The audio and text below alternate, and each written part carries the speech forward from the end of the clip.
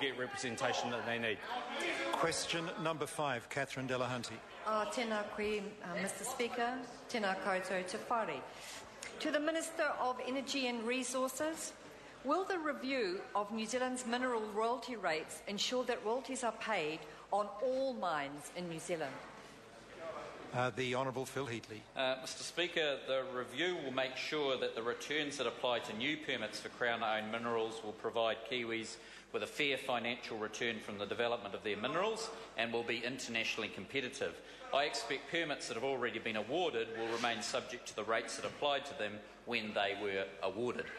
Catherine Delahunty. Supplementary. Just to clarify, is he saying he will continue to allow our largest mine, Oceana Gold, to dig up over $300 million a year worth of Crown-owned gold from their Macraes mine in Otago without paying any royalties? The Honourable Phil Heatley. Mr Speaker, the original Macrae mine now pays a royalty following the expiration of its old mining licence. Supplementary. Catherine Delahunty. Will he continue to allow mining company Newmont Gold Waihi to pay no royalties on New Zealand's third largest mining operation, the Martha mine?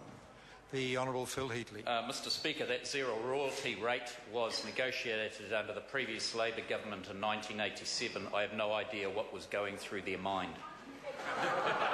Catherine Delahunty. Supplementary.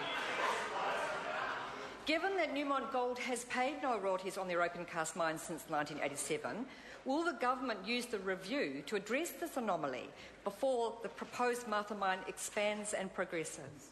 The Honourable Phil Heatley. Mr Speaker, should there be an expansion to the Martha mine, then there will be a renegotiation of royalty rates.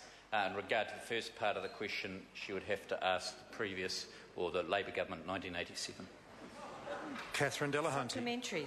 Will the review look at the extremely low level of clean-up bonds for our largest mines, given their potential for huge environmental and economic damage?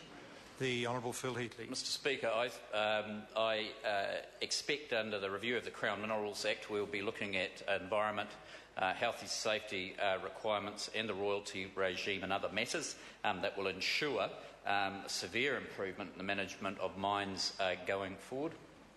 Catherine Delahunty. Supplementary. Does he agree that the tiny Tui mine, which is costing the country more than $16 million to clean up, shows that bonds, where they exist, must be increased to cover all potential costs of the taxpayer? The Honourable Phil Heatley. Mr Speaker, that's a matter that I wish to see discussed through the review of the Crown Minerals Act. We'll take on board all sensible suggestions and I'm sure we'll go forward with them. Question. Supplementary? Have I run out? I believe the members had 5. Point of order. Point of order, Catherine Delahunty. I seek to table the 20 largest mines, their bonds and royalty rates from the Parliamentary Library. Order. The Parliamentary Library is the source of this document. It is. Thank the member. Then the document is? It is the largest mines in New Zealand currently operating